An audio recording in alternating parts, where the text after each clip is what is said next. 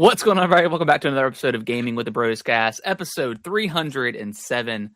My name is Harrison. I'm joined by my brother Nick. As always, Nick, how you doing, buddy? Great thumbnail. Yeah, perfect thumbnail. Yeah, we are referencing the classic Dexter, one of the classic Dexter memes. But yeah, we're gonna be talking about the DRM checks for PlayStation that quietly kind of. Not even announced yet. PlayStation has yet to say anything. We'll talk about it here in a moment, but yeah, of course I had to do a little meme for it. Off topic, but is that guy in like the new Dexter series? Okay, spoilers for Dexter. But have you seen Dexter? No, not all the way through. I've seen. Do you ever plan? I mean, okay, this is like the end of season 1, so. Oh, he only lasts one season? Yeah, he gets killed. Damn. He is in the new season, but he's like something happens to Dexter and he gets hurt and he's hallucinating. Oh, he does walk in, he's like, surprise, motherfucker. Like, it's hilarious.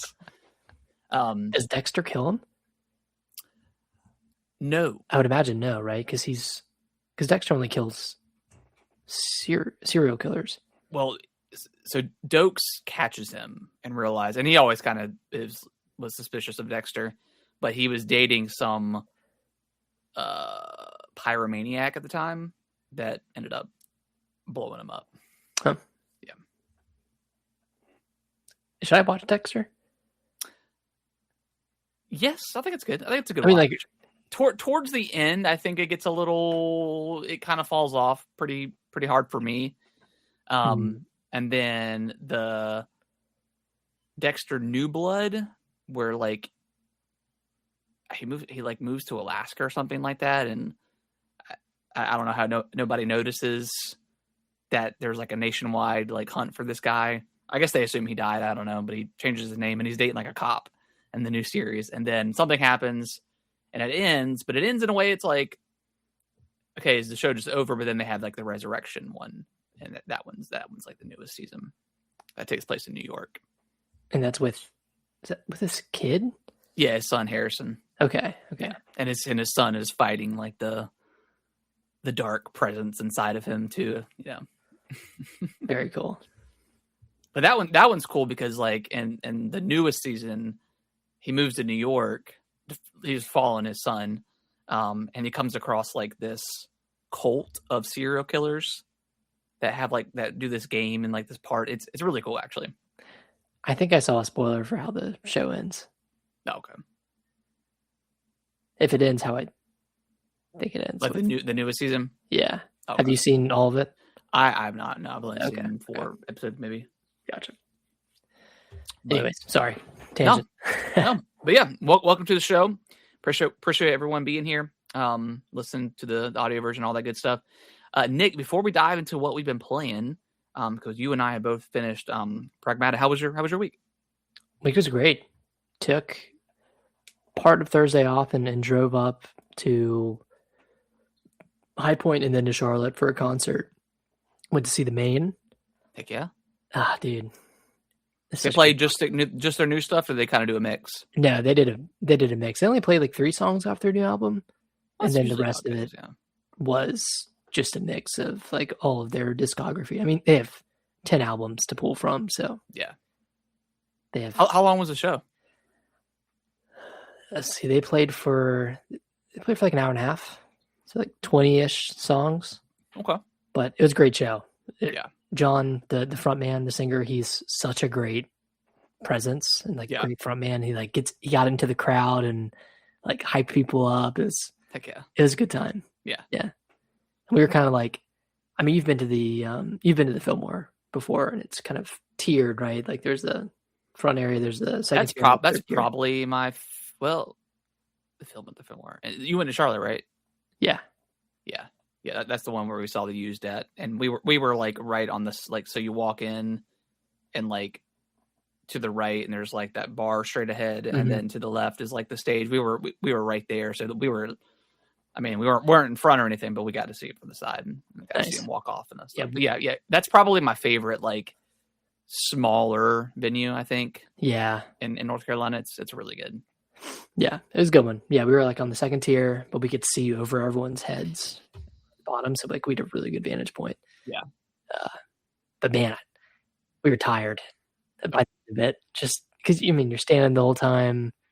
We're not used to, staying up and going to concerts this late. Mm-hmm. But yeah, it was awesome. It was good to get away for a little bit. Did you get any merch? Oh yeah, of course I did. I got some merch. Alicia got some merch. It's a good time. Sweet. Yeah. Now, is she like a fan of the main, or is she like through proxy? Yeah, or... I mean she's a fan through proxy. Yeah. But I mean she likes their music. Yeah. Yeah. So she had a good time. Sweet. Wasn't completely one-sided. Yeah. Although I dragged her to a lot of main concerts. So she's seen him before. Yeah. Okay. She's seen him with me like 5 times. Wow. Yeah. Did they have any like openers or anything like that? Yeah, Grayscale. Okay. And Nightly. Okay. I don't know if you've heard of them, but like Grayscale was really good. I've listened to them before and I've seen them live before. And then Nightly was okay. It kind of had like a slower tempo, slower vibe. Just wasn't super exciting, but yeah, the music was good. Okay. Yeah. Cool. How was your week? It was great. Last weekend we went to like our local park and we're walking around and Kellen mentioned that he wanted to try fishing. So I looked it up. So yeah, Saturday we ended up going to this little fishing store that's like right in front of his school. And I had never been there there before, and I walked in and I'm just kind of perusing and I'm like, and then the guy's like noticing me and he's like, "You need any help?" And I was like, "Actually, yeah. Like I've fished before, but I've never bought a pole or anything else. So like, help me out. What do I need? And I'll buy it." So we ended up getting like two poles, and the guy strung it up for us, or put the reel on for us, and then we got like some hooks and that all the stuff you need, and then we went. I got my fishing license because you need one. He doesn't need one because he's a minor, but so I got my fishing license. I'm official. Fisherman. I've never strung a pole before, so once I started, I was getting a little bit frustrated at first because I was just standing there, like I had the truck and like the truck bed out, and I was sitting there trying to string it up, and for some reason, like it wouldn't reel back in, so like all the string just started coming off and like getting tangled up. And I didn't have a knife on me either, so I was like, all right, let's go sign in. So you have to like sign in, and luckily they had like a little snipping tool that they had that I could buy from them for like a couple bucks. So I pulled up YouTube, was looking it out, still couldn't figure it out, and I was like, let's just walk down there, and I'm sure there'll be people around. And we got down there. I started working on the pole, still couldn't figure it out, and there was this guy that I'd seen last week that was there. And he had like 4 or 5 poles set up by himself. So I'm like, okay, this guy knows what he's doing. Yeah. So I walked over. I said, "Hey man, I don't want to bother you, but first time fishing with my son, not really sure what's going on." I was like, "Do you mind if I just look at your pole and just see what I'm missing?" And as soon as I looked at it, I saw that I didn't put it on right, basically. So I figured it out. As soon as I did that, we were up and running. So, but yeah, we had a great time. Fished for like 2 hours. Didn't catch anything. That's all right. But still had a fun time, and then we ended up going fishing yesterday, since we didn't do the podcast. So I was like, because he asked if we can go. I said, let's go up there. We tried, like there's like this little bridge that we have to cross over to get to the park. It's on like the main road, and I've seen people fish there before. So I said, we'll stop there first, and if we can't, don't work out, we'll go to the park. And we ended up fishing there for about maybe 20 minutes, and he's like, "Yeah, let's go to the park." So made him go to the park for about an hour, some change. But I love it, dude. It is so peaceful and relaxing. Yeah. Like Kellen's still trying to get into it. Like he's kind of impatient with it. You cast it out. He likes casting more than anything. More than actual waiting, because the waiting is, it is boring. Forever. Like it is kind of boring. But yeah, I could totally see myself just going by myself, once a week and just fishing and chilling. Not to send you down another fishing rabbit hole, but you should look into cast net fishing as well. Yeah. I mean, I'm sure either done it or seen it before, but I did it when I was down in Florida at Alicia's parents' house, and like you get like you don't have to get in the water to do it, but I had like wading gear on, so I got into the water and like kind of followed schools of fish around, and then you throw it and you reel it in real quick, and there's like 4 or 5 fish in there. It's pretty fun. Like cool. It's a hard technique to learn. Like it took me a while to figure out how to actually throw it where it spreads out, but once I figured it out, it was a lot of fun. Yeah. It was a blast. I'm already started because we were the first day we went after we got everything like figured out, and then we were rolling. These 2 guys came, and like I guess they were like TikTokers or vloggers or something because they set up like a whole camera thing, and they were like shooting like an intro video and stuff like that. And then they had like the little poles that you stick it to the dirt, and then you could put the rod like in there, so you don't have to hold it or like land on the ground. So I'm gonna look into getting some of those for us too. But yeah, it's a lot of fun. Take a few beers out there and just that's what I was thinking. You know, I was like, man, this would be because like the park says no alcohol, but like you just put it in a little tumbler or something. Yeah, and I've seen people like. And which I get why, because like we instead of going to the same spot we went on Saturday, on Monday, we went to like this little pier area, and people, I mean, it's trash everywhere. I'm like, man, I was sitting there picking up stuff while because it was just us on the pier. But yeah, there was like beer cans sitting there and like net, like string everywhere. I'm like, man, like there's 2 trash cans literally right here. Like, just throw it away. Geez, man, like it's but had a great time. Going to be probably doing this all summer. So yeah. Excited. Hell yeah. And it wasn't like super expensive. I think it was like $100 for 2 poles. It's not bad. You know, the string, worms, fishing hooks, lures, stuff like that. So and not a huge like asking price to get in. I think my pole was like maybe 50, his was 30. It was like maybe like an inch or 2 shorter than mine. But so yeah, it wasn't like it's super, super expensive. Because I walked in, I was looking at some of the poles, and some were like $250, $300. I'm like, that's a little bit too much for just wanting to just try it. Like not even sure. With no, yeah, exactly. So, but luckily I ended up finding the cheaper stuff, and the guy was super, super helpful. So that was cool. Nice. But yeah, that was my week. It was a great week. Nick, let's talk about some. So have you finished the post game in Pragmata? No. Okay. I've been sucked into another game. Okay. You need to, because it is the canon ending of the game. Oh shit. Okay. Yes. And by post game, and this is like minor spoilers because I'm not going to go into detail. Yeah. But there's like the 9 pods. Yeah. Doing all of those.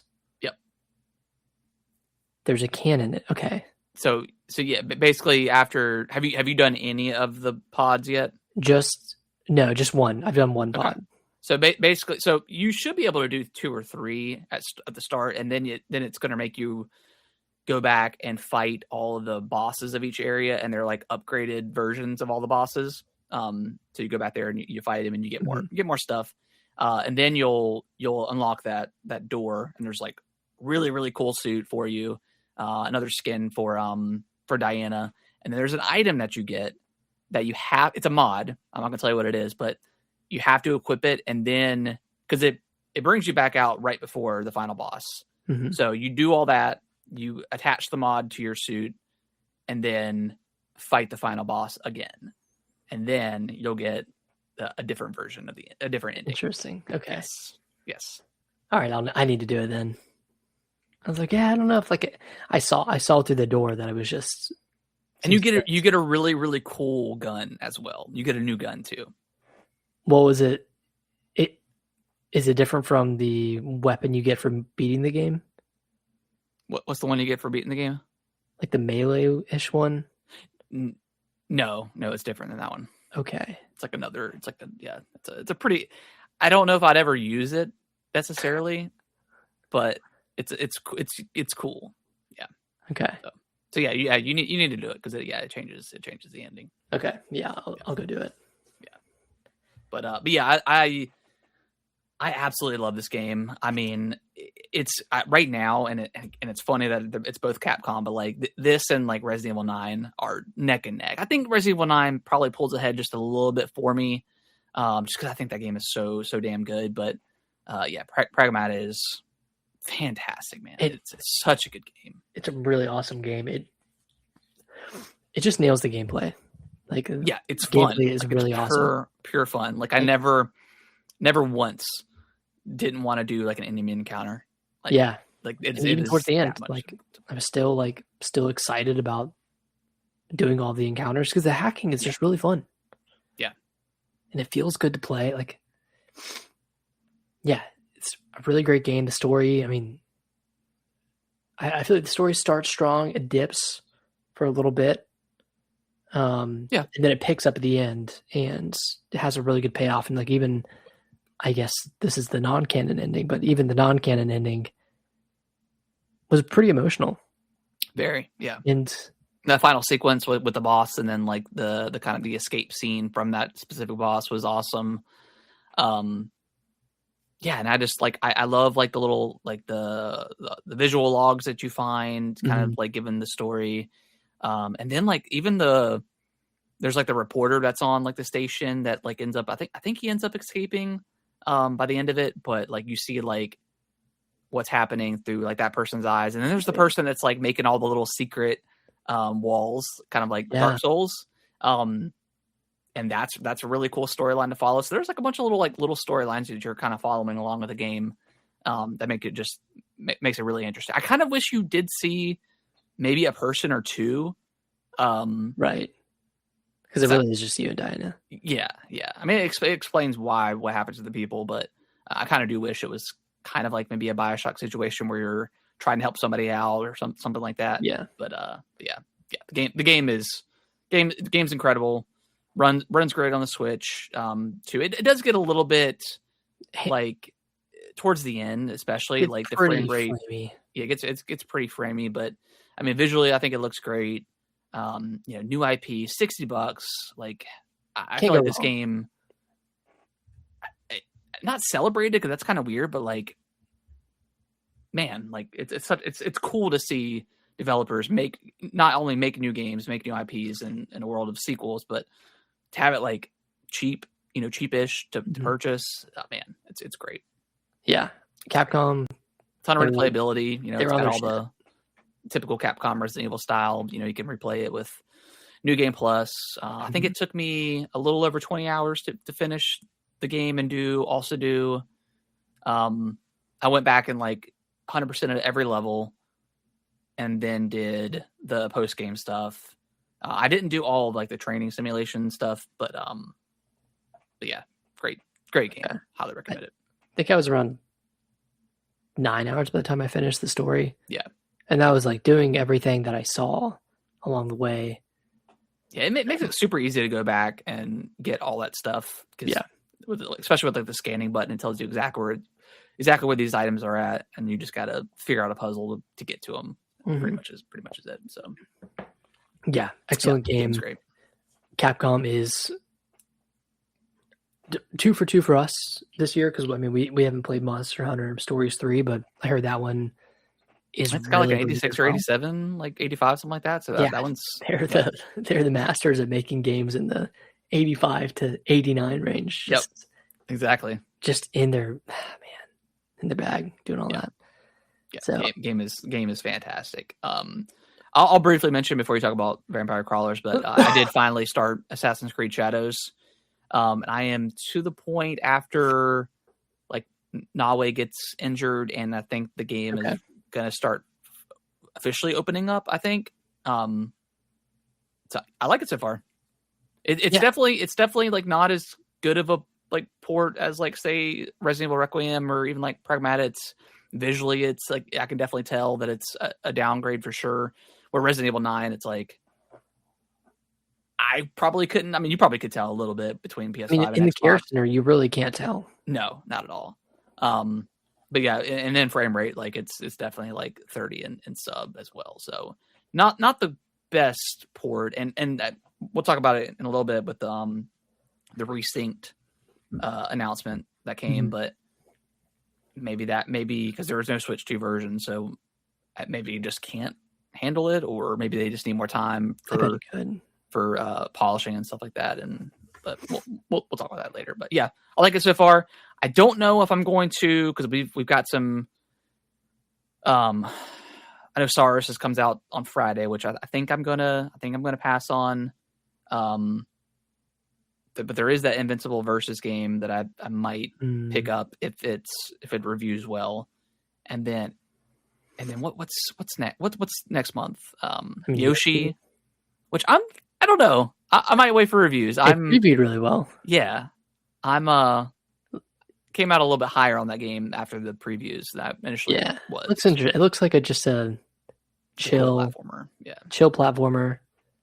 Kind of discover things yourself. Like, you can't take damage. You don't have a health bar or anything. You can't lose a level, but it does kind of have that openness. Yeah, that like a Mario Odyssey has. Like, oh, you can do things a couple of different ways here. Yeah, I'm pretty again, I'll wait for reviews for sure, but yeah, that may be one that I end up picking up. Yeah. So we'll see. And then Forza Horizon 6 next month as well. Yeah, next month as well. So I don't know. I may just chip away at Assassin's Creed. I don't know if I'm gonna like full blown commit, but not that I don't think it's good or anything, but I know it's a long game, and right. And now that we've got the demo for Final Fantasy, I want to immediately jump into that. So. You could put 10 hours into that. Exactly. Exactly. Because I'm kind of getting to the point now where I've kind of played everything that I want right now on the Switch 2. So I'm thinking, like, obviously Forza Horizon comes out next month, so I'm going to play that on Xbox. So yeah, and then I don't know, Nick. I'm curious about Marathon. Well, you better get in now, because player count is dwindling. I don't know. I'm kind of either that or like, what's the other? Arc Raiders? Arc Raiders. I'm kind of, I don't know. It is, yeah. Okay. I kind of want to try an extraction shooter. I mean, I don't know why. Is that an extraction shooter though? Yeah. It's like the definition of an extraction shooter. Okay. You're literally extracting. Yeah, but I guess you're not playing against like players though, right? It's PvE. Well, I mean, you're playing with other players, but it's PvE. Yeah. I don't know. Yeah, it's okay. Yeah. I think the feeling will pass, but I'm thinking. The itch. Yeah, I don't know why. I don't know why. I think I was listening to the Jeff Gerstmann podcast, and he's like super high on that game. Like he loves it. So I don't know. I mean, it sounds cool. Yeah, it sounds neat. But Nick, tell me about Vampire Crawlers. Oh boy, this has got pun intended, but this has its teeth in me. It has its little vampire teeth in me, little fangs. I mean, this is what I want from a video game, dude. Yeah. It's a roguelike, it's a deck builder, it's a dungeon crawler. And like, did you ever play Vampire Survivors? Yeah. I played a pretty good show. I probably played like 7 or 8 hours of it. Oh damn. Okay. You played a lot. Did you like survive for 10 minutes and I think I got I think I locked like a few stages. I didn't get super, super deep into the game, but I locked a few stages. I got to like the end of like that one run where is it Dracula that comes and kills you? I think that first time. Death. Yeah, death kills you. So yeah. Okay, so you've gotten pretty far then. Decently far, yeah. Yeah. Well, this like conceptually, it takes everything from Vampire Survivors and carries it into this like roguelike deck building games. Like the weapons are the same, the enemies are the same, the effects of the weapons kind of like translate well to a dungeon crawler deck building game. So like, I don't know if you remember the tombs that spiral around you, like the blue tombs. Like that kind of translates where like you play it and then it's like circling around on screen and it's hitting the front row of enemies, but also hitting like the back row, because each time you kill a row of enemies, another one will. Is this first person? It's first person, yeah. Okay. Yeah, but it's turn based, so you get into you're crawling through a dungeon, you run into an enemy, and then you get into a battle with a group of enemies. Okay. And like there's rows of enemies fighting you, and like only the front row can damage you, so you kill them, and then the rows behind them will start moving towards you. Okay. To get close enough to attack you and hurt you. And then you're kind of doing the thing you do in every deck building game where you're kind of min-maxing your deck. You're, trying to get the best kind of like pool of different cards that, cost certain amounts of mana, because you have like this mana pool and some cards cost 0. Like some you can play for free, and some cost 1, some cost 2. But then it's not on my list, but I did play a run of Slay the Spire last night. Oh, fuck yes, dude. Tell me you liked it. I forgot about it. I did. I liked it a lot. Is it similar to that? Like as far as like the pool of like, because like in that one it's like, enemy may attack you for 6, so you may want to try to like block for 5, or try to counteract that. Okay. Same thing. Where like you have shield cards as well that can block damage. Neat. And then you obviously have your attack cards, but this one's cool where like if you play a card that costs 0 mana and then you play a card that costs 1 mana, that card that costs 1 does more damage because you're going in like sequential order. So if like you did one that's 0 and then 1, then 2. Interesting. 1 and 2 would do like, it's like a buff for going in order. They get buffed essentially, do more damage. That's neat. And then there are like a bunch of different characters similar to Vampire Survivors that you can use that have different preset weapons and then different stats and stuff. So, I mean, there's a lot to this game, and I think I've put in like 8 or so hours so far. So I'm pretty deep into it and having a blast. Like it gets, I don't know if you got far enough in Vampire Survivors to experience this, but you get to a point in a run where you were just absolutely demolishing enemies, and like it's super it feels like you're in a casino and you've hit jackpot, and like all these numbers are appearing on the screen, and like all the stuff is happening on the screen, and it's super overwhelming, but like it does something to your brain, like, oh man, this sounds really good to me, this feels really good. So I'm having a blast with it. It's that casino environment when you're winning and everybody else is winning, and it really does feel like that. Yeah, and then you get into one bad fight and you lose 20 health at once. You're like, fuck. Like there goes the rest of the run. Yeah, there's like the run. I can't recover from that. But yeah, I fully recommend this game. I think it's only $10. Yeah, it's super cheap. Yeah, even if you haven't played Vampire Survivors, this one is pretty easy to get into. Like it's not a very hard game per se. Like it's not as difficult as Vampire Survivors is, but there is some like knowledge base you need to know, and you can always look stuff up, like what weapons combine into like a different weapon, like what combinations work better together. But yeah, fantastic game so far. Sweet. But that's all I've been playing. I think I have the Rebirth demo downloaded on Switch too. I'm gonna check it out. One. I think it's like 40 gigs. Yeah. And then I think the normal game is like over 100, like 102, 103. So it's a pretty big game. Yeah. So game key card. Yeah, but you get a free pack of Magic cards. I mean, come on. Oh. Did you buy the first one physical? Yeah. Did you rip the pack? Mine didn't. I couldn't. Well, I got mine at Walmart like a day early, and they didn't have the pack of Magic cards in it. And the one I pre-ordered on Amazon, I think it was like delayed or something, or wouldn't come in like that same release date.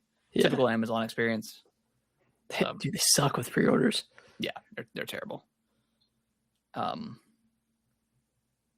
Yeah. All right. Before we dive into the news, Nick, I want to ask you a question. We obviously delayed the episode by a day because we were thinking Star Fox had the potential to be revealed today. So what's your confident level right now for a Star Fox reveal this week? I'm at like 50% right now. Yeah. 50%. I think something is going to get announced this week, but it could be Fire Emblem. That would be cool. And then Star Fox could be sometime in May. But like, if this game is coming out in June, which Nate the Hate says it is, it's got to be revealed like either this week or like next week. Like they're going to want some sort of like marketing, right? But to get people ready. Like, does this game need a direct? Maybe it does, because it's obviously an established franchise, but it's been dormant for a long time and, hasn't really had the numbers to sell. Like, maybe it's a good idea to have a direct to kind of sell people. Yeah. And the closer we get to this June timeframe, the smaller I think the game actually is. Yeah. Like, I just don't know if this is going to be a full priced $60 or $70 game. Maybe it's not like an F-Zero 99 situation, but that would be a kind of a bummer. That would be a huge bummer. Yeah. I don't think it'll be that, but I do wonder if it's either like a multiplayer, like multiplayer only thing, maybe. But right, Nate the Hate said it was like a high quality, like visually impressive, like, and had single player. Yeah. I don't know. Yeah. I'm. You said you had a theory. So, well, not necessarily a theory, but just I was looking back at the Nintendo Day Today app, because that was revealed last year, or got announced last year and then came out last year. And then shortly after that, they revealed the Legend of Zelda film. That was like the first announcement. Mm-hmm. And then they had on June 10th, they had an update for Splatoon 3 alongside the announcement of Raiders. April 9th, they revealed Rhythm Heaven Groove through the app. And then on April 21st last week, they obviously revealed Splatoon Raiders release date and all that stuff, the new trailer. All those announcements have either come on a Tuesday or a Thursday. No Wednesdays, no Mondays, no Fridays. So I don't know if that's a precedent set. And right now, like with how they're doing their directs, I don't think there's any precedent anymore. I think they just kind of reveal stuff whenever they feel like it. Mm-hmm. But that being said,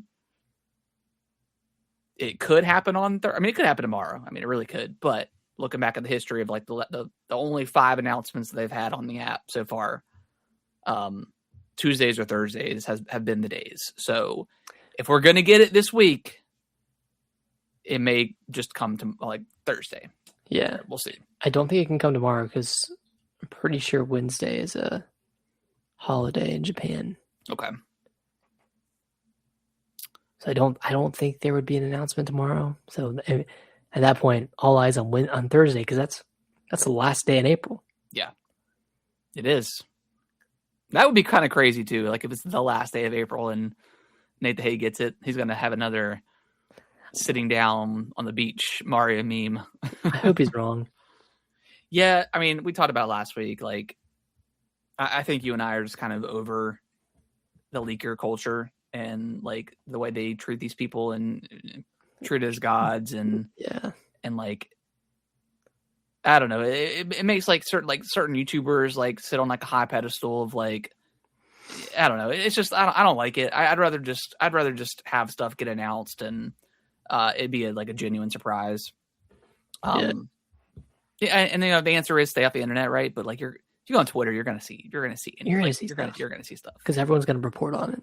Yeah, and then stuff, and then they set these expectations of okay, it's gonna be revealed this week, and then what if it doesn't? Like yes, like he's already said that I was told or I heard that it was gonna be revealed this week, in April, whatever. There could be internal delays or what could be internal changes, which I understand is a cop out answer. Stuff like that does happen. In the game industry and really in any industry. But now you're setting these expectations and you're setting people up to be disappointed yet again. Right. Then they're getting frustrated at Nintendo and then we're back in the same cycle. Nintendo needs the direct. They're doomed. Blah, blah, blah. There's nothing to play. And it's just really annoying. I'm tired of this conversation. Yeah. A Direct would be nice though. It would be like, yeah, I'm not gonna if people want a direct, and I would prefer if tomorrow they're like, hey, a direct is happening for Thursday, and then Star Fox is probably going to be in that direct. That would be ideal. But if we're doing this Nintendo Today app reveal stuff, which I'm fine with as well, like, you know, I do love directs because it kind of brings the internet together. Whether good or bad, whether the direct is good or bad, but it's fun. It's that E3 kind of whatever that we love. Summer Games Fest, stuff like that. But yeah, the same cycle of conversation is so annoying. And I don't understand people how they can still talk about it like over and over again. And then absolutely crumbling when something doesn't happen. Yeah, and we could just avoid this if like Nate the Hate and other people just shut up. Just don't say anything. Just let it happen. If it happens, it happens. If it doesn't, we'll speculate. Makes money. When's the direct? Yeah, exactly. That's the thing.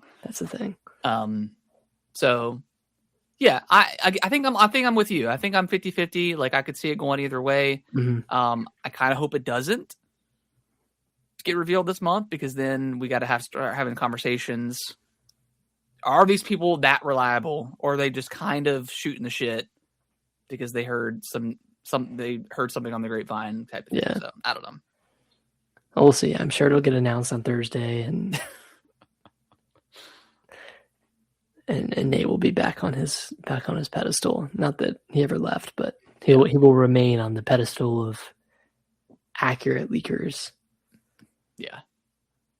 But and then after next week we'll be back into the direct conversation. Right. Where's the direct at? It's never at this point. It's like, okay, we're gonna get a direct in June. Yeah, I full on see us getting a direct in June. I think that makes sense. Like Nintendo's been like, I mean, between Pocopia and I'm sure Tamagotchi Life is doing well. Like they've they have Yoshi, they have Rhythm Heaven, they have Splatoon Raiders dated. They have everything dated except for Fire Emblem at this point. So yeah, and Star Fox hasn't been revealed. So yeah, that doesn't. That's not even a game.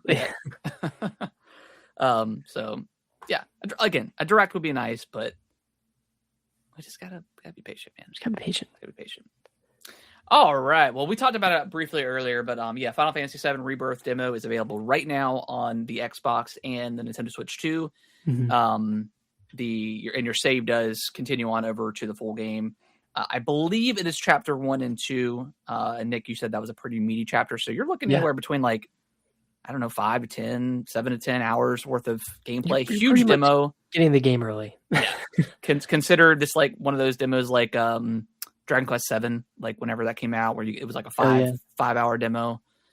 Love stuff like that. Kind of get you out of the way of like all the tutorial stuff, and then once the game actually comes out, you can just kind of pick off into like the meat and potatoes of the game. So I appreciate that. I'm really surprised this has chapter 2 as well, though, because that is the meat and potatoes. Yeah, like.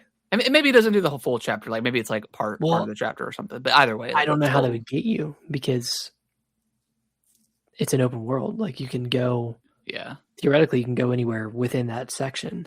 True. So, I don't know. I think it's a pretty big demo. It might just be that. It's pretty cool. But so, that's awesome. And I don't know if that was like rumored or anything, but I mean, I guess 7 had a demo too, so like I guess it's not like unprecedented or anything, but yeah, super cool. Loving. We need more demos, like in general. Like I don't know why it stopped. I guess because of money, probably, and just having to split off a smaller section of a team to create a demo. But in situations like this, where you're literally just giving the game and then cutting off a time, cutting like I don't understand why more developers just don't do that. Yeah. Anyways. And then Final Fantasy XIV, the long-time MMO RPG is coming to the Switch 2 for the first time. Nice. It doesn't require NSO to play it, but it does require their subscription, whatever. I'm not sure how much that is, like maybe $5-10 a month. I mean, that makes sense. I think it came along with like a new expansion that's coming out. Does this excite you at all? Will you get? I know there's a month before the game, there is a trial. Okay. Maybe to I'll try play it for free. Does this interest you at all?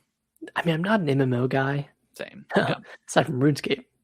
But yeah, they should bring that to the Switch. Surprised they haven't. I'll try it. Yeah. It's every time I see, I don't want a forever game. I just don't need. Yeah. I like when things end. Yeah. You know. But every time I see footage from like MMOs like Final Fantasy 14 and like seeing like end game builds and battles, my brain just gets twisted looking at all the icons on the screen and all that stuff. So yeah, that is true. It's like pretty jarring when you're looking at just like a still for the game. Apparently it's $13 a month. I don't know if that'll be the same price on Switch, but yeah. And this one, and it's kind of weird. So unless this changes, but if you are already a subscriber of Final Fantasy 14, you have to get a second subscription to play on the Switch too. It's kind of weird. Interesting. You can't just move your profile over? I don't know if there's like cross save or whatever, but either way, if there is or there isn't, you still have to have a second subscription. So that's kind of weird. You're paying two. I don't know if that's a way for them to get rid of like NSO, because if NSO is, and you're playing online for free, but yeah, kind of strange, but I don't know. That is weird. Yeah. Are you going to try this? Yeah, I'll certainly try it. I can't guarantee that I'm going to play more than, past the onboarding stuff, but I did play a little bit of like 11 back in the day on the 360, and I don't think I realized that it was an MMO. I think I just thought it was a Final Fantasy game, and then I got in there and they started asking for like a subscription and stuff like that, and I was like, and I think I had like a trial. I think I played it for a little bit, and man, what a disappointment going from 10, one of your favorite games of all time. Yeah, and then I tried to return it to GameStop, and they're like, "Yeah, we're not taking this back because it was like a MMO game." So I was kind of stuck with it. Whatever. That sucks.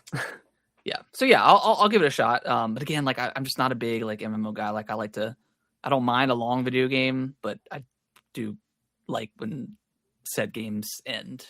Right. Having a goal at least, not just play forever and hope for. I've never been like a WoW. Like I played probably a few hours of WoW my whole life. Killed some boar. Got a mount, I think. Maybe.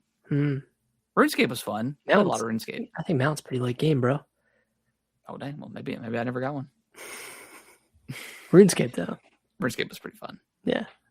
Assassin's Creed Black Flag finally Resynced finally got revealed. It is coming out on everything but the Switch 2, July 9th of this year. Cool. Did you watch this trailer? I think so. Okay. I think I watched like half of it or part of it on Twitter. Yeah. I mean, visually it looks stunning. Like it looks great. Like the water physics look awesome. This one I'll probably pick up. I think it's $60, so it's not like an overly priced game or anything like that. It's got, I think they reworked the game to where like there's less of like the Animus stuff, because from what did you ever play Black Flag? No.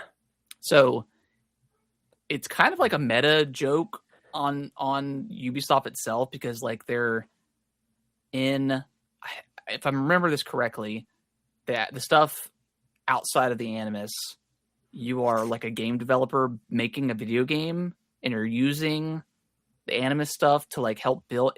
If I may not be remembering that correctly, but I think that's the case. It's a little weird. I thought the Animus stuff was like understanding history. I don't know. I think, or was that just the case for 1 through 3? Well, 1 through 3, you're specifically going through Desmond Miles's ancestry, and like that ends with like something happening, like it's like an end of the world, like cataclysmic event that you're trying to prevent. I never finished 3, so I'm not really sure how that story unfolds. So I don't know if the rest of the Assassin's Creed franchise is still Desmond Miles' lineage, but I don't know. I would imagine no. Yeah, probably not. But But yeah, they reworked that. I think there's less of that stuff. They added like more content for like Blackbeard, and I think actually giving him like a proper like side quest and like stuff like that. So there's additional content to the game as well. Okay. So it's more than just a visual upgrade. So, and then the combat's all reworked to be kind of up to modern Assassin's Creed. So okay, yeah, it looks great. Yeah, I think I'll probably end up picking that up on the PlayStation or Xbox. Whenever that comes out. But yeah, looks good. Was the Animus in Valhalla? It was, well, yeah, it was, because there were every so often you would come out, and they talked about like the cataclysmic event in Valhalla, but yeah, it was like every major story arc. Valhalla was so weird because there was the stuff outside of the Animus. There was Eivor's, like who you're playing as, and then the god stuff. So there was like three different like storylines going off at the same time. It was a little confusing. There were like 50 arcs. Yeah, it was ridiculous. So I don't know.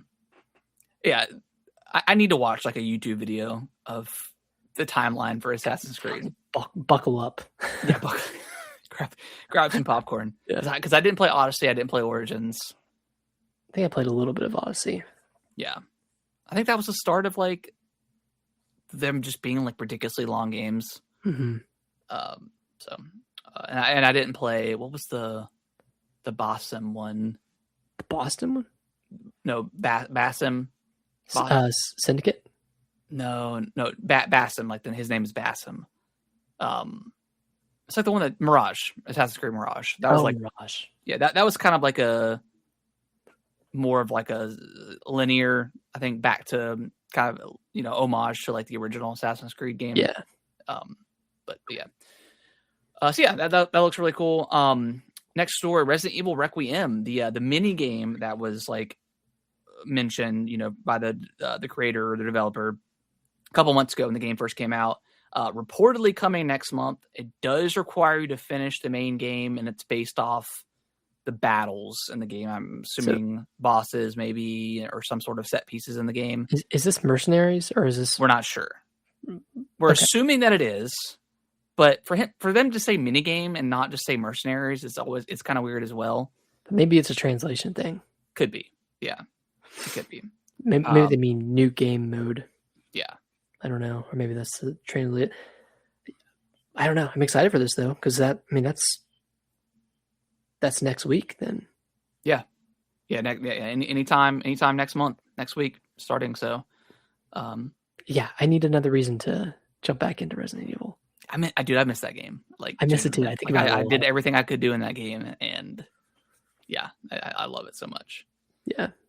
And it's not in the news here, but Requiem has sold 7 million copies, which is fastest selling Resident Evil game of all time. So, yeah, I think by the end of it, when all is said and done, it'll be at least top 3 selling. I'm sure. I think 2 and I'm sure it'll crack 10 by the end of the year. 2 and 7 are up there. Yeah, I'm sure it'll crack 10 by the end of the year for sure. Especially if they have DLC. Yeah, especially they add DLC and they have like the main, like the big like story stuff coming too. I don't know if that's going to happen next year. The developer wasn't really. They just said it's in the works, so we aren't sure like where that stage is. But yeah, excited to get back in that game regardless. Mercenaries is always a lot of fun. Nick, we added it to the list earlier, but let's talk about the next story. Yeah, so I guess the first part of this, and this happened earlier last week, but Xbox Game Pass is coming down in price from $30 a month to $23 a month, with the caveat that Call of Duty will no longer be included in Game Pass. Future Call of Duties. Yeah. They will come to the service roughly a year after they release. Yeah. Which is similar to like how PlayStation Plus is, right? Like all the big games come, down the line. Yeah. So first thoughts, this is really great news. It's good to get a decrease. Like this never happens in in this industry anymore. So yeah, kudos to Xbox for getting this done. It is funny that this is still kind of a net increase from the $20 that it was at previously. Yes, but $23 versus $30 is a huge difference. That's what, $7 a month. That's $84 a year. Yeah. The only caveat there is if you are, a core gamer that subscribes to Game Pass, but you also buy Call of Duty every year, you are still need some sort of $84 a year through this price reduction, but then you're also spending $70 to get Call of Duty. So at net, you're saving like $14 a year through this price decrease. But I know you and I, like, if we resubscribe to Game Pass, we're probably not going to get the new Call of Duty unless it reviews really well or it's like really good, right? I mean, Game Pass was the only reason why I even played 6 or even bothered with 6. And I really enjoyed 6. Like, I thought it was I never finished that campaign, but I really enjoyed the multiplayer. For what it was, it was really just more Call of Duty multiplayer. But I hadn't played it in so long that it was fun to go back to that game. But once when they revealed 7, Black Ops 7, I didn't really care, and then it reviewed like horribly, but still selling well. But yeah. And then the other part of this, and this was an article that was published on Xbox Wire last Friday, and it was from Matt Booty and Asha Sharma.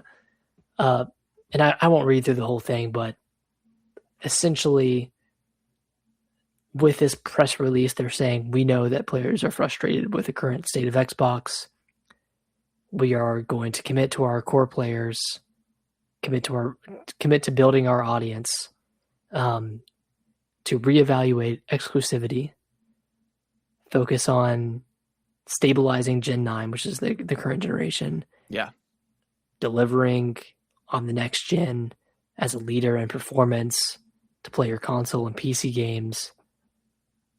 And then growing and expanding portfolio of franchises that players love and know. And they're rebranding from Microsoft Gaming to back to Xbox. They're back to Xbox. They're back to Xbox. And then they brought back the green Xbox logo, which I think was cool. That's a pretty seismic shift from the clean white, like the kind of clean look that sits well within Microsoft's ecosystem. But now they're looking to stand out a little bit.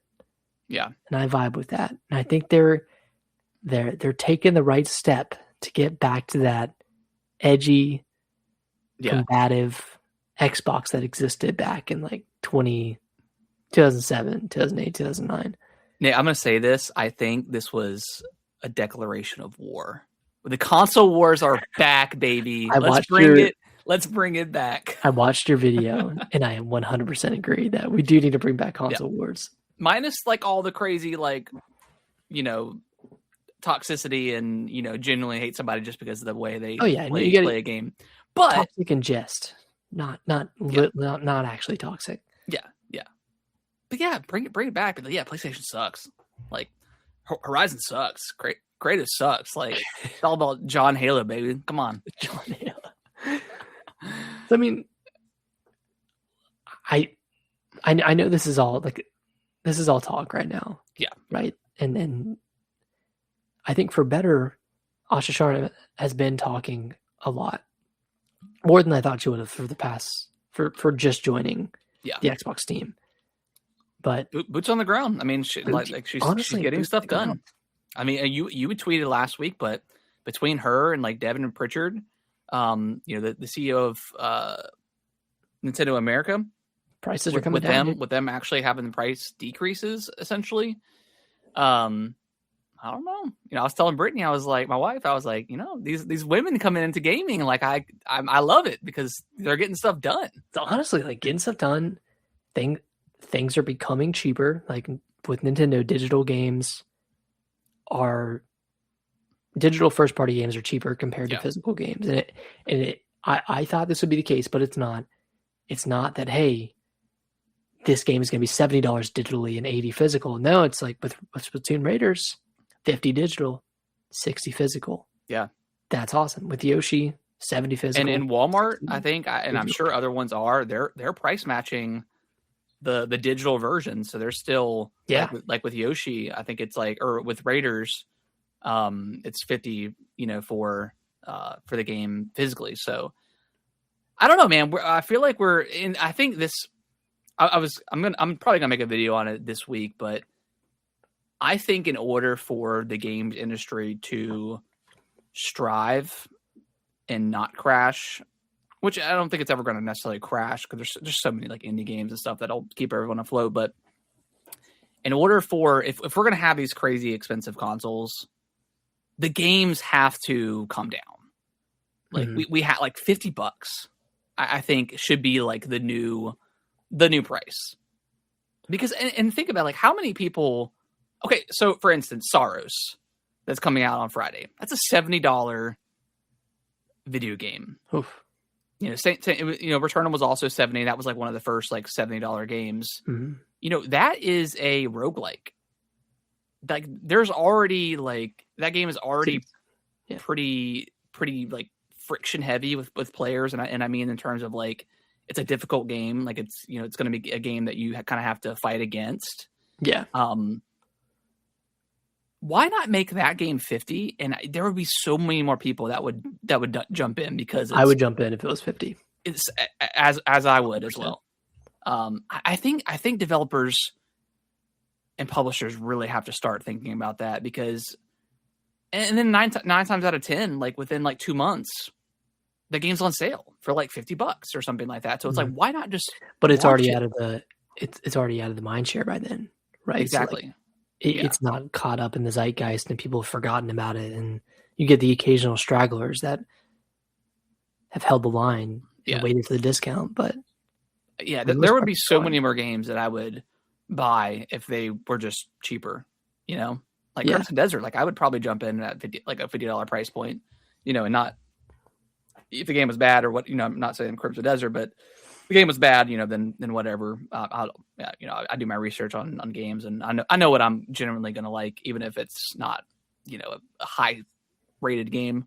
But yeah, I think that's what publishers and developers need to start thinking about. I would spend more money if games were cheaper. I would buy 2 games at $50. Yeah.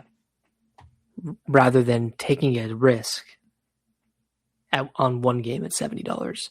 Exactly. Like if Saros and Crimson Desert were $50, I'd go buy both of those right now.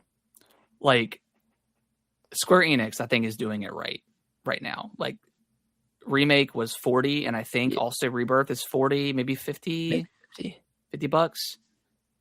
Those games are, have been out for quite a while. And then on the flip side, you have Elden Ring that is $80 coming out on the Switch too. And you have Indiana Jones. Jones at 70, which that one is a little bit of a shocker because and maybe that game's out this month, I think though, or maybe it's June. I doubt they'll change the price at this point, but like even like Starfield, like that when that came out on PS5, it was $50. So they did that price reduction, and I'm sure more people. I don't know how well Starfield sold on PS5, but I'm sure it got more people in that versus if it was like a $70 game. Yeah. I think we need to lower the standard pricing going forward. I don't know if that's going to happen, but I think they really need to consider that. If these consoles, because we're just not going to be in a good spot if the PlayStation 6 is $900 for the standard edition or the base model, and then the games are $70 as well, or 80, whatever. Yeah, like that is just not going to be sustainable. Most people, myself included, like I'm not going to spend $80 for the next God of War game or the next Spider-Man. I'm just not going to do that. That's just is too much. Or 70, I think we're starting to see the shift. Yeah, and looking at Nintendo, like. Them of all people that are having these price reductions, Yeah, seriously, like that was incredibly egregious. That game should have been, honestly, it should have been 60. Which game are you talking about? Mario Kart World. Yeah, I think they were just that was a test, testing the waters. I don't think it worked. I don't think that game is going to have like a long tail without the bundle. No, I don't think so either. And they're kind of stuck with these $80 price points for the Switch 2 editions for a lot of the existing Switch 1 games because they all have DLC with them. So they just made it confusing. Like they have, I don't know how some games get the $5 upgrade, some games don't.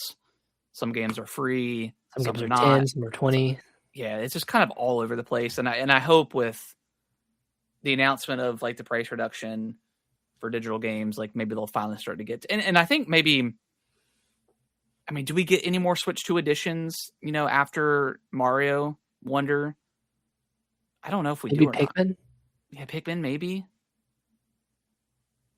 But if that doesn't come with DLC, like, is it going to be like a $5 upgrade and it's just going to be visual? Like, I feel like that's just kind of a waste of time. If there's no, So I don't know, and and that game ran pretty well too. So it's not like it. I mean, they could bump it to 60, but do you need 60 for? Yeah, it wasn't like Xenoblade needed to be 60. Yeah, that one needed it. That needed it more than like Pikmin 4 needed it. So right. But I think going back to Xbox. Yeah, I'm invigorated. Like it's invigorating to see, Asha, and not only Asha, but like also the team behind her, like empowering her to. I don't know. We don't always know if these are actually their ideas, but like, you get like a new young CEO into this kind of shit, like. It's a very shitty, like shitty landscape right now for Xbox, and it has been for a while. Ever since she got in there, like it's been pretty positive. She was kind of dealt a bad card. Yep. Right. Like, handed a flaming pile of shit and said, "Hey, figure this out. Figure how to put out this fire." And I think naturally, what you turn to is, well, what made Xbox great? And that's what you pivot back towards. Like, focus on those. What did you say? Yeah, exclusives. Like that's still the silliest quote that I've ever heard from a gaming CEO person, that exclusives don't sell consoles. Like that just. Who said that? Phil. When he was on Kind of Funny after like Redfall came out and it was a kind of a shit show. That's what he mentioned, and right. The internet just took, as they should. Like that's a crazy thing to say, but I also think that he was just. I think he's getting told one thing by Xbox and then another thing from Microsoft, and saying, "Hey, like we're pivoting to making our games not exclusive anymore," and blah blah blah. Well, like you guys are in last place. You're losing money. You're not gonna get a sustainable player base. You need to start putting games out elsewhere to recoup some of these investments. Yeah. Especially with Activision. Like with how expensive that was. I honestly think that killed him. Yeah. And this right now, I don't know. They need to have like what's it called? Like a fire team, or like what's like a strike team? Like a strike team right now. Create something right now. With all this PlayStation DRM stuff going on and like a huge negativity, and people are talking they're never buying digitally from PlayStation ever again, and this and that. Like this is their moment to like have something ready to go and saying, "Hey, it is crazy that this is how Xbox One launched. That this was going to be the Xbox One launched." And I know Don Matrick, the old CEO before Phil, is fucking punching a wall right now because this is the vision that they had for the Xbox One. And they were first to announce it, and they said, "Hey, we're doing the DRM, blah, blah, blah. You need to be always online, blah, blah." And I guarantee you, and I think PlayStation 4 was going to be set up to do the same thing, and they pivoted hard and said, "No, we're actually not doing it." And that's why PlayStation 4 took off as well as it did in that generation. This is, I mean, it's a little bit too late because we're, 6 years deep into the console generation, but this is their time to like get some mind share back with the gamers and saying, "Hey, going forward any future console is going to be DRM free, and then just say that, and that's it. And then that's huge, I think. Dude, if Asha came out and tweeted that tomorrow, because PlayStation, I mean, I guess we'll kind of jump into it now, but like PlayStation hasn't said anything, and apparently this happened like in like a last month on an update they had. Quiet update. Yeah, very very quiet update. And I mean, it sucks. Like, you know, I'm of two minds because, like, you know, if you're spending $500 on the console, you're probably always going to have it online, always. So you're, you know, that's why when the whole Xbox stuff happened back on the Xbox One, I'm like, okay, well, I'm never not online, you know. And if I have a power outage and I don't have internet, I can still play my games. But, you know, right? Because who's buying a PS5 and then is going to not have internet for 30 days at a time? Exactly. So like I get it. I get that like mindset, but also it's like, fuck that. Also, like that sucks. And gamers know this is true. Like, but it cements the fact that gamers don't actually own the games that they buy. Exactly. Yeah. And it rips the curtain, right? Yeah. Because we don't own anything we buy digitally. It's all not a rental, but it's all a license. It's a license, yeah. And it can get ripped out. But yeah, this definitely shines a light on that, and I think that pisses people off. It does, yeah, because they're kind of having to face the truth of the matter, that they don't actually own their stuff. So yeah, again, going back to Xbox, like I think tomorrow, like they should have a strike team in place right now, and they are at the office and they're getting it ready to go for 9 a.m. tomorrow and saying, hey, future-proofing our next generation, DRM-free, power to the gamers, or, you know, whatever. Or do you make it really salty? Because didn't PlayStation have the ad of like how to share games with your friends or something like that on PS4? Yeah, well, they did that, I think, at the conference. Like at the press conference, they were like, "Hey, how do you share games with friends?" And like the guy just hands them the discs, and they're like, "Okay, cool." Yeah. And then they came in $100 cheaper because they didn't have the bundle with Kinect and all that bullshit. So yeah, they absolutely spat on Xbox during that time. So they have to have something tomorrow, like ready to go. Like I would be genuinely shocked if they didn't, and you know, a little bit irritated because this is the perfect time. This would be a huge missed opportunity. I'm just trying to see if they've said anything. No.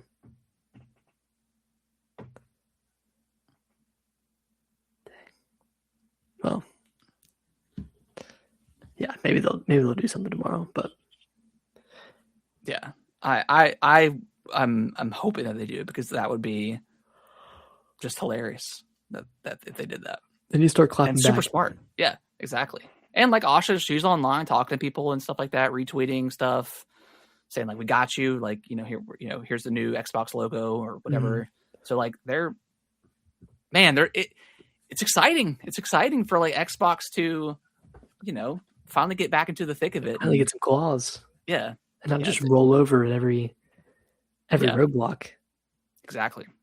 Now I'm sure they'll do this, and the next week they're laying off more people or something like that. Yeah. So we'll see what happens. They always step on the pitchfork in that way. But yeah, this is the time, I think, for them to figure something out. So exciting times. Like, games are getting cheaper. Xbox has found themselves again. They went through their teenage phase, and now we're back into it. So yeah, exciting times. So PlayStation 5 just had a price increase in other regions. Yep. As of, I think, Monday.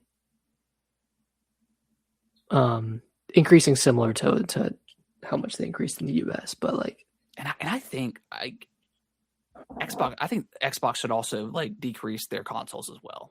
And they're not. I know they're not selling them. I know they're not like, maybe keep the Series X at like 600, but bring the Series S back to like 350 or something. Like that would be huge. Down to 300 again. Yeah, even that. Like, have the cheapest. I mean, because I know when Nintendo initially revealed that their price was $450 for their Switch 2, and that was kind of right in between the current generation. Like, I know they are just absolutely loving it right now because now they're still the budget friendly console. So I don't know if we're going to get a Switch 2 increase at this point. I don't think they've already built it in. Yeah, I think we're. Yeah, I don't. They would be unwise to do that. I think having the cheapest console in the market is extremely smart. Mm-hmm. Games are getting cheaper. So yeah, I think Nintendo's in a good spot. We just needed that Direct, and we need the next Mario. We need the next Zelda. So yeah. We need that Ocarina of Time remake and maybe a look at 3D Mario. A reveal of it at least. Yeah. All right. Awesome conversation. So let's move on. Next topic, briefly. Sega teased Alien Isolation 2. This was such a nothing tease. The game came out like 13 years ago at this point.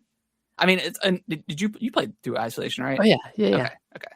I think I've asked you that before, but yeah, incredible game. Too long though. A little bit too long. Yeah. Like 10 hours too long. A little bit, yeah.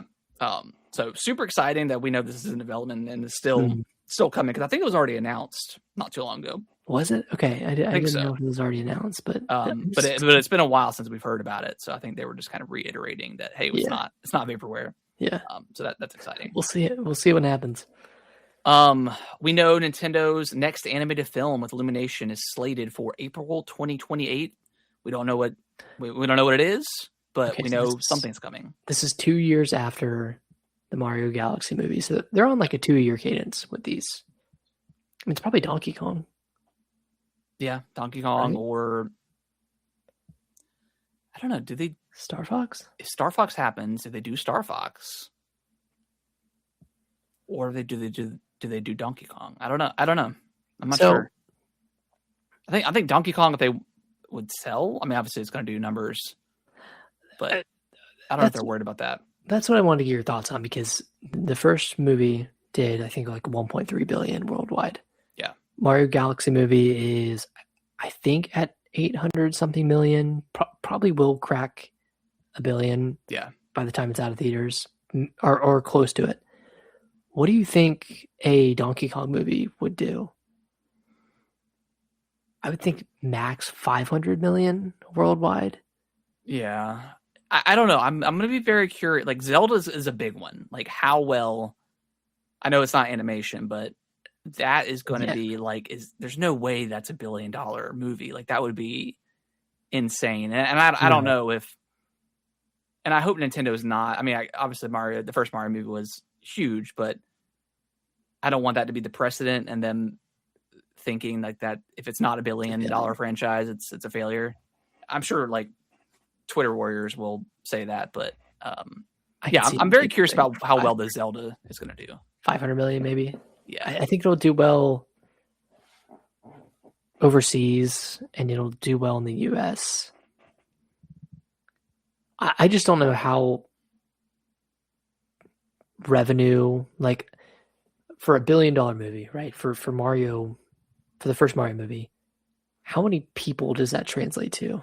Like, you know what I mean? Like, how many fans does that translate to? If let's say a ticket is $15 and you make $1 billion, how many tickets? Like, how many people are going to see that movie? Yeah, because there's a lot of people that saw it multiple times. Yeah. What's your question? Like how many?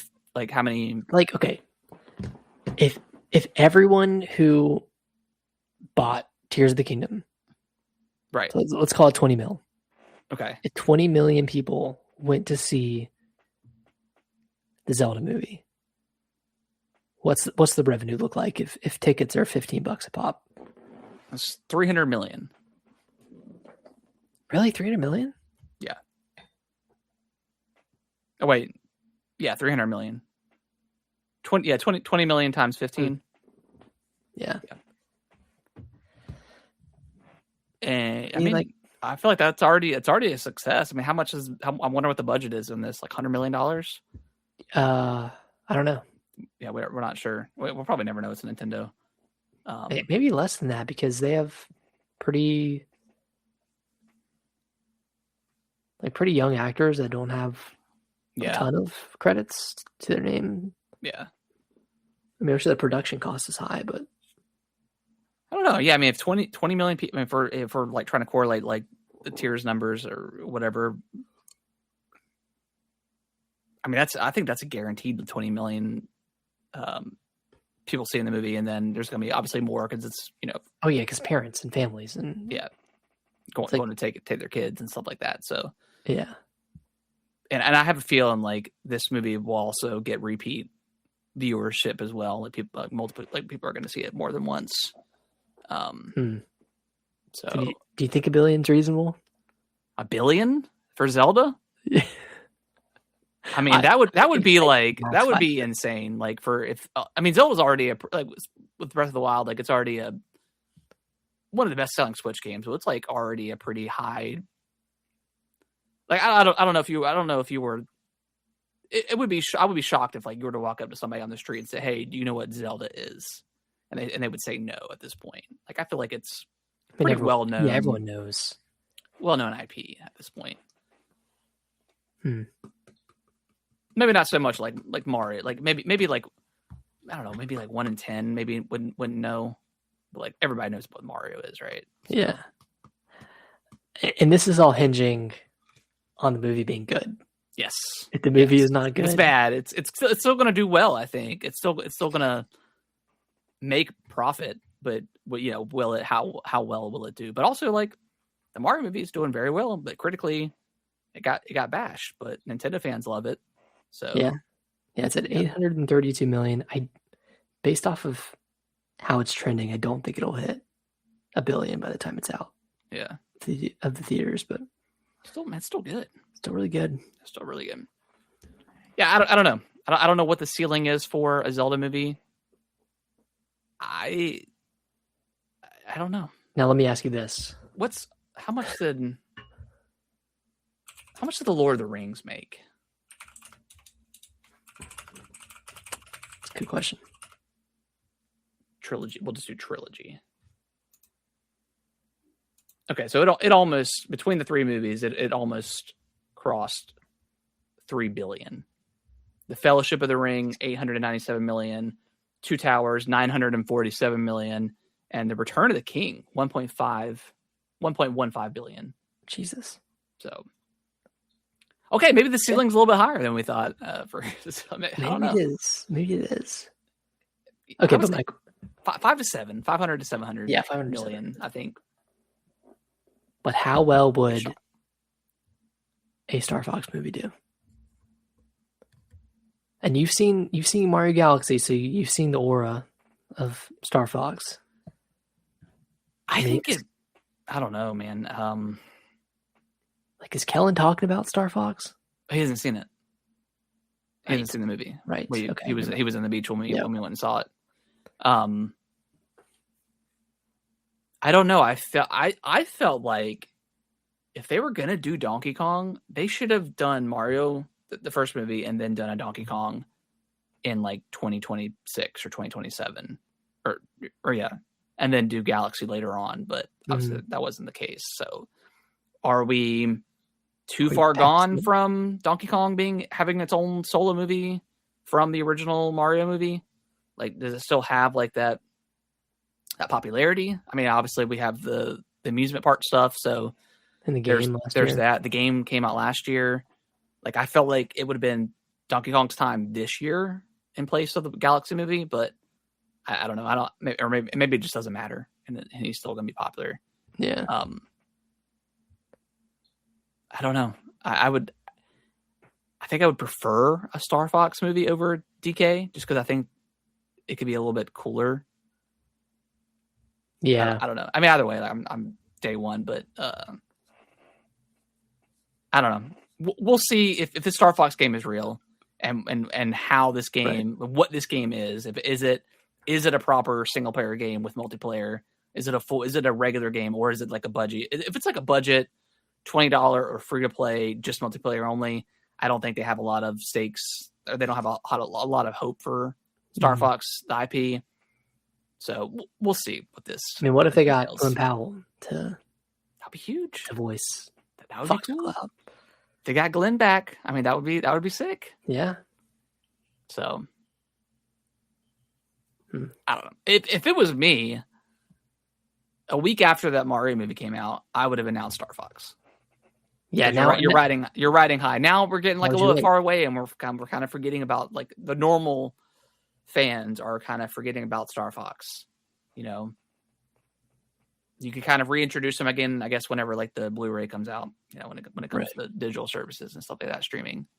So I mean, there's still that, but that's what I would have done personally. If this game is real, I would have revealed it. Yeah, a week after. But all right, so I don't know. Donkey Kong, Star Fox. I mean, you haven't seen the Mario movie, so there's some other stuff in there that could potentially be a movie from the Mario universe. You can tell me after. Metroid, right? But we'll talk about it right now. It's the next in our news. But currently, Universal and Sony are competing over a live-action Metro movie. And reports that Universal is pitching like a horror themed Metroid, which I think that's what we want. Like, yes, is something scary, like get the Samus in there. Yeah, Samus gets trapped on a planet or a ship or something like that. Make it reminiscent of like Alien. You know, that could be very, very, very cool. I mean, you could almost do that without any dialogue.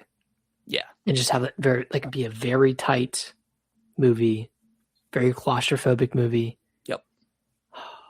You wouldn't need a huge cast. I mean, you could have like some people get killed at the very beginning, or maybe it's a derelict ship that Samus comes across, or there's a beacon, a beacon or something like that she goes to a ship or planet and then gets trapped or whatever. Like there's an easy script that can be made, and then you have the Emmy to bring that in, or like the Metroid or just creepy kind of creatures in general. Like I don't think they'll translate very well. You don't think so? Little blobs.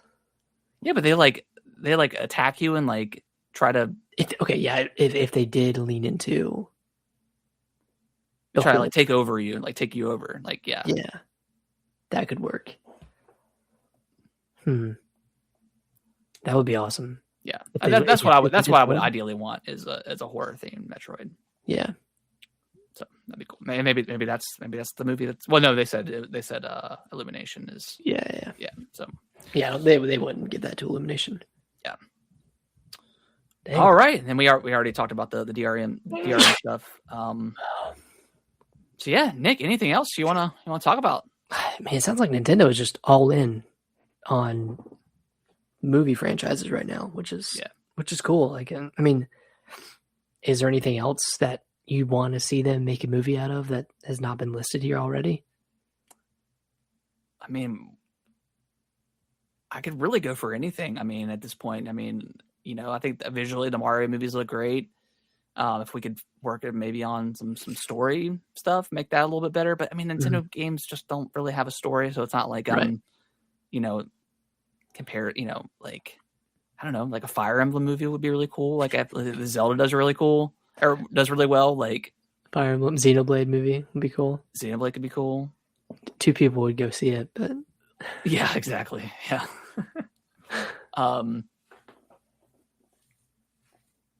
I don't know. Like, they have and they have their own animation studio now, so we could pick like they did a little Pikmin short, like a Pikmin movie could be interesting. Like that, I think that would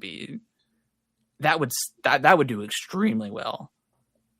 Pikmin, I think. Oh yeah, just kind of having those like little mascots. I think that could be like $1 billion movie if they did it right. Like they're cute little creatures. You can make them kind of funny, super accessible for kids, like non-fans. Yeah. As well. They already do merchandise for Pikmin, but you could do so much merchandise, like so many toys. It's like Minions. Yeah, just like Minions. Same studio, Illumination. That could be Illumination's next movie. Yeah, that could be it. That could be Miyamoto has a soft spot for Pikmin. He does. And they did that short. Yeah, they did the short. Nintendo Today. That was. They still promote that Pikmin Bloom app. So like, Pikmin 4 I think sold pretty well. So like 4 million, something like that. Yeah. So I mean, it's a pretty good franchise they had. Yeah, yeah, I could see a Pikmin. I just don't know if people are speculating about a Smash Brothers movie. I just don't know.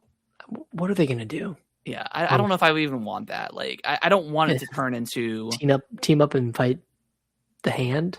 Yeah, I just don't want it to turn into like an Avengers thing or like where the Marvel movies got to, where like the only thing we don't give a shit about the story. We don't care about the actual character in the movie. We just care about the cameos and like what are the references and all that stuff. Like I don't want it to get to that point. I want them to be. It's cool that stuff is in there, but I want the movie or whatever to be like a standalone, like something that you can appreciate and enjoy versus just having to think about cameos all the time. You don't want to see Captain Olimar will return in Super Smash Brothers. I mean, and I could see how they do it. I could see it like the movie ends and Mario's sitting at a bar or something and someone slips him, or he opens up his mailbox and he gets the invitation and it's just got the logo. I could see it and I would lose my mind because it would be exciting, but I don't know if I want that.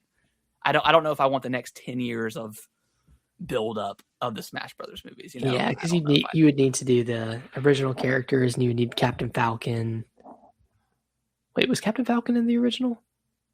It was Link. No, right? It was Star Peach, Fox, Mario, Luigi, Star Fox, Jigglypuff, Ness, Yoshi.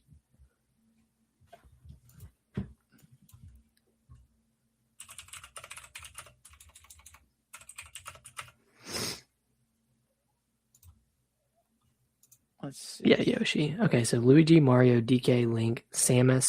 Captain Falcon, Ness. Okay, we got Samus. Yeah. Yoshi, Kirby, Fox, Pikachu, and Jigglypuff. Yeah. Why would they go with Pikachu and Jigglypuff? 2 round. Doesn't matter. Yeah, that is kind of weird that they have and Jigglypuff. Like I know she's like a popular Pokemon, but kind of odd. It's kind of strange. Anyways, I don't know. So theoretically, like, okay, we've got Mario, Luigi, DK. I don't know if like Luigi needs his own movie or DK needs his own movie at this point. Mm-hmm. We're getting Link, which would be kind of a weird thing to tie into the. I don't know. That would be very weird.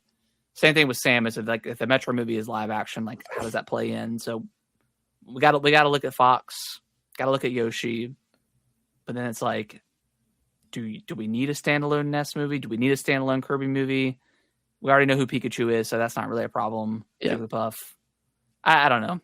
Again, like it would be very exciting if like that happened, and I could see them getting the invitations at the end, and it would be super hype. But again, I don't know if I want 10 years of build up for this movie. Yeah, if they're doing that, I think I'd just rather it'd be they just find cool projects and make them because again, like live action Zelda. How does that translate into an animated? There's just no way of doing it. I think you could do like an animated show, maybe Super Smash Brothers. That's kind of like an anthology series. Yeah, but I don't know. Yeah, that'd be. I don't know. I don't know if I want that. I think I'd just rather just have another Smash Brothers game. Yeah, I don't want any. I don't want any shows. No. Just movies. Just don't go the Marvel route and like inundate people with homework. Yeah, it's too much. Yeah, exactly. Yeah, and that's the thing too. It's like if you didn't watch this one off TV show, you don't understand the plot to something. It's like I don't care. I don't want to have to do all that stuff. So,